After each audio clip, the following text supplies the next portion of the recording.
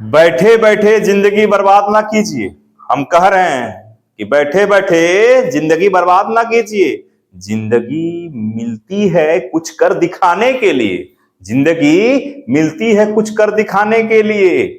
रोके अगर आसमान रोके अगर आसमान हमारे रास्तों को, तो तैयार हो जाओ आसमान झुकाने के लिए।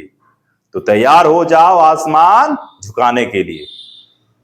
जोहार और आदाब। आज आज का जो वीडियो है बहुत ही इंटरेस्टिंग है। हमारे YouTube चैनल में आपका बहुत बहुत स्वागत है।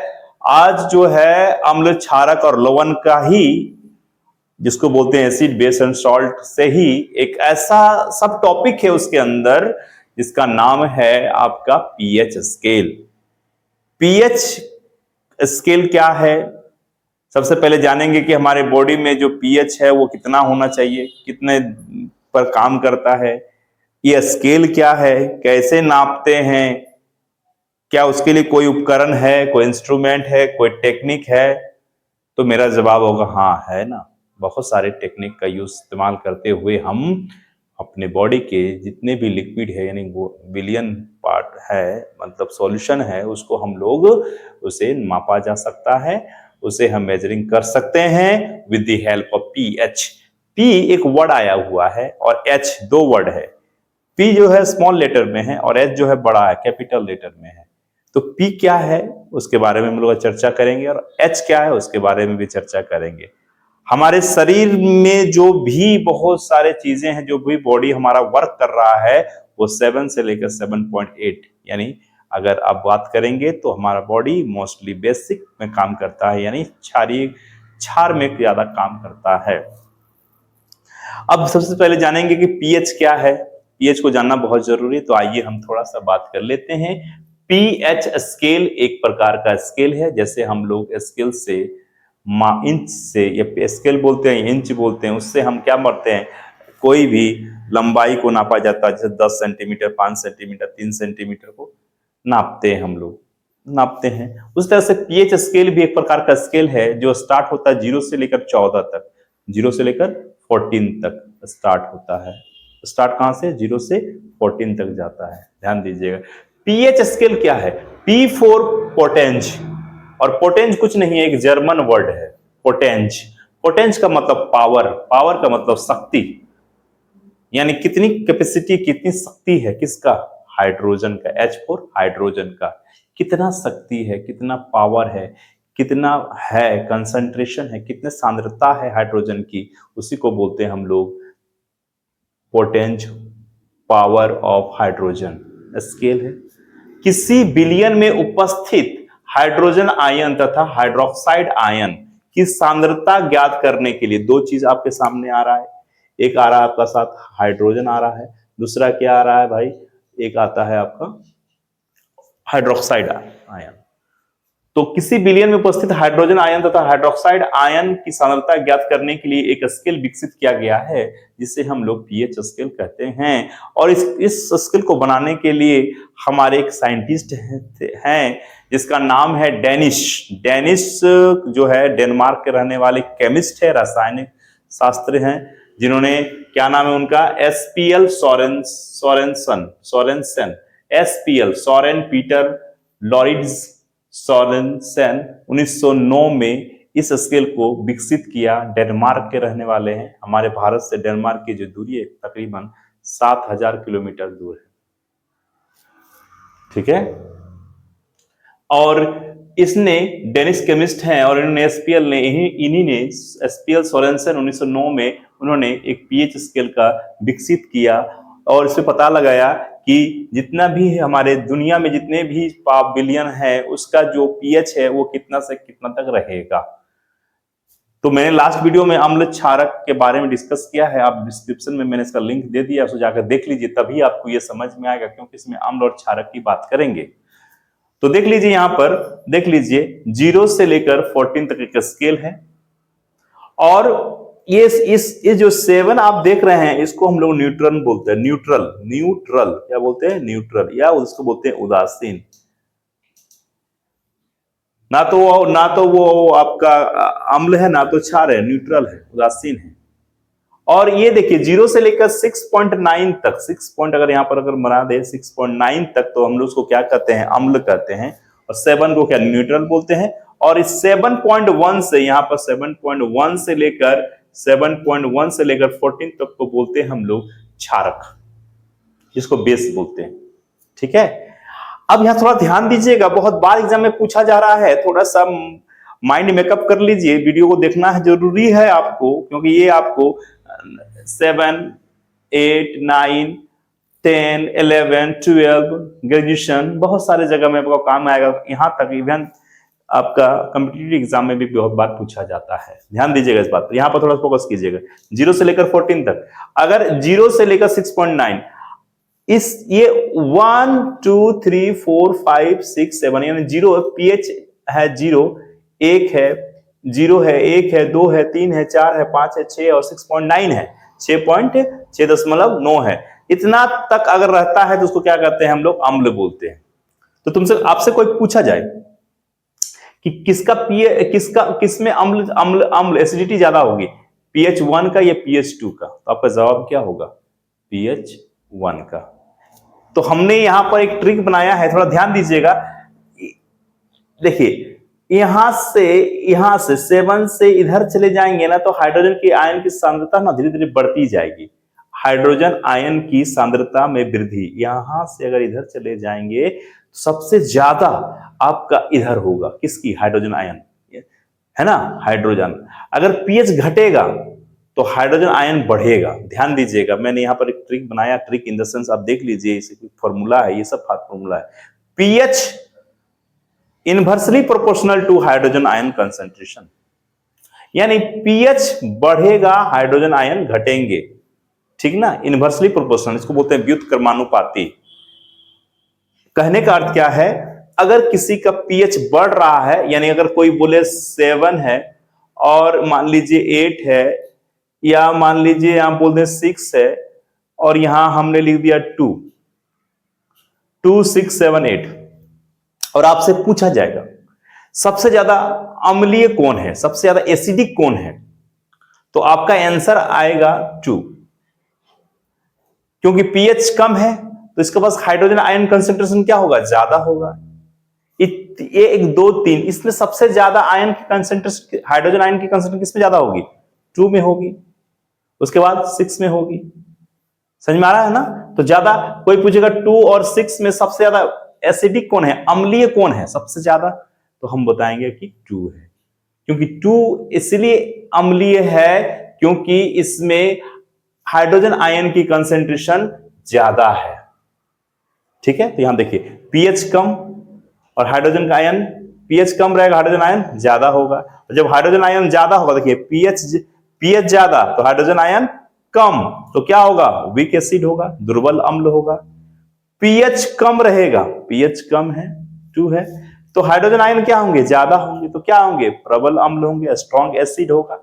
इस चीज को थोड़ा सा नोट कर लीजिएगा, ध्यान दीजिएगा। ये देखिए जैसे जैसे हम लोग 7 से 0 की ओर जा रहे हैं, हाइड्रोजन आयन क्या होंगे, बढ़ेंगे। जब हाइड्रोजन आयन बढ़ेंगे तो क्या होगा, एसिडिटी ज्यादा होगी। एसिडिटी मतलब आपका हाइड्रोजन आयन कंसेंट्रेशन ज्यादा होगा, एसिडिक नेचर का ज्यादा होगा, यानी अम्लीय होगा। देखिए पीएच की कमी, पीएच में कमी आएगा। देखिए 6 है, 5 है, कोई बढ़ेगा 2 और 5, नंबर में ज्यादा तो 5 बड़ा है, मगर अम्लीय कौन ज्यादा है, तो ये अम्लीय ज्यादा है, ये अम्लीय कम है। सबसे ज्यादा एसिडिक नेचर का कौन सा होगा, 0 या 1, तो बोलेंगे 0। या अगर कोई पूछेगा 1 2 3 दे दिया गया है और आपसे पूछा जाएगा कि हाइड्रोजन आयन कंसेंट्रेशन सबसे ज्यादा किसमें है, तो 1 में है। तो पीएच कम है तो हाइड्रोजन आयन कंसेंट्रेशन ज्यादा, तो क्या होगा, एसिडिक नेचर का ज्यादा होगा। सबसे ज्यादा कौन होगा, कोई तुम आपसे पूछे कि 1 2 3 एसिडिक नेचर सबसे ज्यादा किसका है, अम्लीय, तो ये 1 का होगा। ध्यान दीजिएगा, यही चीज मैंने बताया यहां पर। अब आते हैं इधर, यानी 7 से लेकर 7 तो न्यूट्रल है ना, इधर आपका एसिडिक है, नॉर बेस है, न्यूट्रल है किसी जैसा। इसे तो बोलते हैं हम लोग लवण भी बोलते हैं, वर्ड को लवण किसे कहते हैं, तो हमने बताया होगा कि अम्ल, या बताएंगे कि अम्ल प्लस क्षार को मिलाने के बाद लवण का निर्माण होता है और जल का भी निर्माण होता है ना। लवण मतलब सॉल्ट। देखिए 7 और 7 से इधर चले जाएंगे तो हाइड्रोजन जैसे जैसे इधर जाएंगे हाइड्रोजन का हाइड्रोक्साइड की सांद्रता में वृद्धि होगी, यानी OH माइनस में की में वृद्धि होगी। जब पीएच बढ़ेगा हाइड्रोजन आयन की सांद्रता वृद्धि होगी। तो कोई आपसे पूछेगा, इधर थोड़ा दिखाइएगा थोड़ा सा, 7 या फिर बोलेंगे 8 और 12 में सबसे ज्यादा, 8 पीएच जो है 8 और 12 में सबसे ज्यादा हाइड्रोजन आयन की कंसंट्रेशन किसमें ज्यादा होगी? हाइड्रोजन नहीं, हाइड्रोक्साइड आयन OH माइनस सबसे ज्यादा किसमें होगी? इसमें होगी।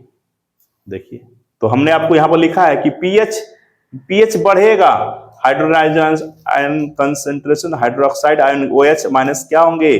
बढ़ेंगे। ध्यान दीजिएगा, यहां पर देखिए, थोड़ा सा यहां पर आइएगा, थोड़ा सा इसी जगह को थोड़ा सा यहां पर आइएगा। ये देखिए pH is directly proportional to hydroxide ion, मतलब पीएच समानुपाती होता है हाइड्रोक्साइड आयन के।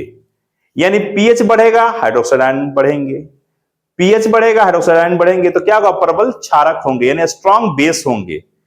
पीएच घटेगा, किस हाइड्रोक्साइड आयन क्या होंगे? घटेंगे, तो दुर्बल क्षारक होंगे। इस चीज को थोड़ा सा याद रखिएगा, बहुत बार हो जाता है। जैसे आपको बोल दिया गया 10 और 12 में सबसे ज्यादा क्षारक कौन ज्यादा होगा?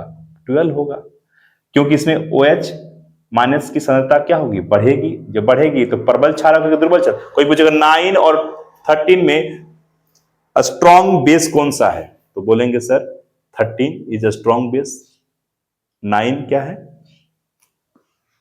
वीक आपका बेस है, वीक बेस यानी दुर्बल क्षारक है। इस चीज को याद रखिएगा। यहां पर आइए, कोई कंफ्यूजन नहीं, थोड़ा ध्यान दीजिएगा। पीएच 7 है तो उदासीन होगा, pH is smaller than 7 then अम्लीय विलयन एसिडिक होगा, पीएच इज ग्रेटर देन 7 तो क्षारीय होगा। जितने भी है 7 से ज्यादा होगा तो 7.1, 7.2, 8, 9, 10, 11 तो क्षारीय हो जाएंगे। इस चीज को थोड़ा सा याद रखिएगा, बहुत बार एग्जाम में पूछा गया ये वाला भी चीज। और जो मैंने लिखा है थोड़ा सा आप नोट कर जरूर लीजिएगा, एग्जाम में पूछ रहा है, चाहे वो 2 नंबर या 3 नंबर, नंबर मायने नहीं रखता है, आपको नॉलेज मायने रखता है, कंसेप्ट मायने रखता है, ठीक ना। अब देख लीजिए एग्जाम में एनसीईआरटी बुक में बहुत बार, यहां थोड़ा सा फोकस कीजिएगा, थोड़ा सा इस जगह पे फोकस कीजिए। सिरका, जिसको विनेगार बोलते हैं, एसिटिक एसिड बोलते हैं, है ना, विनेगार बोला जाता है। तो इसमें कौन सा अम्ल पाया जाता है? कहीं पूछा सिरका में कौन सा अम्ल पाया जाता है? तो भाई उसमें एसिटिक अम्ल पाए जाते हैं। कौन सा अम्ल? एसिटिक अम्ल। संतरा में सिट्रिक अम्ल, इमली में टार्टरिक अम्ल, टमाटर में ऑक्जेलिक अम्ल, ऑक्जेलिक एसिड बोलते हैं टमाटर में। अगर कोई पूछेगा सही सेब में तो मैलिक एसिड पाया जाता है, सेब मतलब एप्पल, है ना। दही यानी कर्ड में लैक्टिक अम्ल, नींबू में सिट्रिक अम्ल। कौन सा अम्ल? सिट्रिक। जितने भी खट्टे पदार्थ हैं मोस्टली पाए जाते हैं सिट्रिक अम्ल। ऐसा तो बोलेंगे इमली भी तो खट्टा है सर, तो नहीं, उसमें टार्टरिक पाए जाते हैं। तो थोड़ा ध्यान दीजिएगा, नींबू हो गया, संतरा हो गया, लेमन बोल दिया जाए, ऑरेंज बोल दिया जाए, तो ये सब सारे चीजें आपको सिट्रिक है। और देखिए चींटी का डंक, बहुत बार पूछा गया एग्जाम में, चींटी का डंक, चींटी काटती है तो उसमें हमको मेथोनिक अम्ल बोलते हैं, या हम लोग बोलते हैं इसको फॉर्मिक अम्ल, फॉर्मिक एसिड कहा जाता है। नेटल के डंक में भी, मधुमक्खी के डंक में भी मेथोनिक अम्ल, इसका जो फॉर्मूला होता है HCOOH होता है, पता है ना। इस चीज को याद रखिएगा। ये देखिए नेटल हो गया, मधुमक्खी, ये भी एक प्रकार की क्या है आपका इंसेक्ट है, जो डंक लगता है तो हमको कहीं ना कहीं आप मेथोनिक अम्ल उसके पास पाए जाते हैं, जो जलता है, बहुत ज्यादा जलन की एहसास होती है। अब आइए हमारा पीएच वैल्यू, जो हमारे बॉडी के अंदर या बॉडी के बाहर जो पीएच वैल्यू है वो कितना कितना है। अगर शराब की बात करें, शराब वाइन की, तो एसिडिक नेचर का होता है, वो देखिए 3.5 या 4.5 भी हो सकता है, 3.5 से लेकर 4.5। बियर हो गया, शराब हो गया, ब्रांड अलग अलग कंपनी है, अलग अलग उसका जो ये है, तो उसमें अलग अलग शराब का है। तो 3.5 से लेकर 4.4 तक यानी एसिडिक नेचर का अम्लीय होते हैं। जठर रस, जिसको हम लोग बोलते हैं खासकर हाइड्रोक्लोरिक अम्ल बोला जा सकता है, या अमाशय में पाए जाने वाले जो रस निकलते हैं, ऑक्जेंटिक सेल सीक्रेट करता है HCl, तो उससे हमारा हाइड्रोक्लोरिक अम्ल 1.2 से 2.2 हो सकता है ना। तो ये हो गया जठर रस, जिसको बोलते हैं स्टोमक में पाए जाते हैं, है ना। हाइड्रोक्लोरिक अम्ल की बात कर रहा है ये।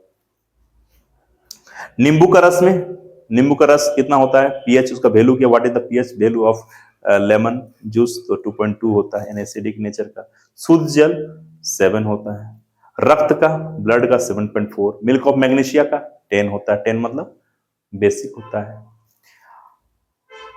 नो सोडियम हाइड्रोक्साइड 14 होता है। कॉफी जो हम लोग पीते हैं 4.5 से लेकर 5, तो चाय भी अगर करेंगे तो भी उतना ही नेचर का होगा, एसिडिक नेचर का होगा, 4.5 से 5.5 के बीच में होता है।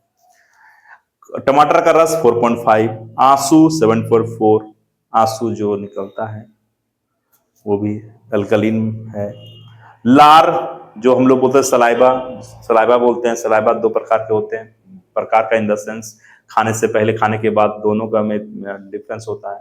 खाने से पहले बिफोर ईटिंग, बिफोर मील, तो वो बेस में आएगा, यानी 7.8 आता है। खाने के बाद 6.8। आपका गाजर का रस, गाजर का रस 6 से लेकर 6.3। नल का, यानी सब यही है, देखो ये दोनों एसिडिक है। नल का रस पे 6.5 से 9.5। अम्लीय वर्षा, ये बहुत बार पूछा गया, अम्लीय एसिडिक रेन बोलते हैं, तो 5.6 से कम, 5.6 से कम हो जाएगा, यानी अगर 4 हो, 3 हो, 2 हो जाए तो ये अम्लीय वर्षा है, बहुत ही खतरनाक है ना। जैसे सल्फ्यूरिक एसिड इसके लिए रिस्पॉन्सिबल है, नाइट्रिक एसिड है ना, अलग अलग जो है। मानव का जो यूरिन है 4.8 से लेकर 8.4। सोडियम क्लोराइड का जो नमक की बोलते हैं, नमक क्या है, न्यूट्रल है, 7 होता है। और दूध 6.4। और भी बहुत सारे तमाम चीजें हम देखते होंगे। मिट्टी का पीएच भी हम लोग साइंटिस्ट लोग, बड़े बड़े साइंटिस्ट लोग इस पर जिक्र कर रहे हैं, काम कर रहे हैं, तो सभी का पीएच को टेस्ट किया जाता है, उसका मिट्टी को, मिट्टी का उर्वरक शक्ति को बनाए रखने के लिए बहुत सारी चीजों का इस्तेमाल करते हैं हम लोग, और उसका पीएच भी देखा जाता है। तो कौन सा पीएच किस पर डिपेंड करता है, वो हम लोग जब टेस्ट करते हैं तब देखा जाता है। तो साइंटिस्ट इतना जबरदस्त काम किया है पीएच बनाकर कि सारे चीजों को मेंटेन कर रहा है। हमारी बॉडी में भी, हमारा बॉडी जो वर्क करता है मोस्टली 7 से लेकर 7.8 के बीच में काम करता है, तो ये भी हमारे लिए बहुत ही फायदेमंद है, क्योंकि ब्लड का जो ब्लड ही हमारा पास जो है वो 7.4 होता है, यानी अल्कलीन है ना। और बहुत सारी चीजें हैं अल्कलीन होते हैं, तो इस चीज को ध्यान में रखते हुए काम करना है। और आज के लिए इतना ही, नेक्स्ट वीडियो में फिर से मिलेंगे, तब तक के लिए आपको बहुत बहुत धन्यवाद।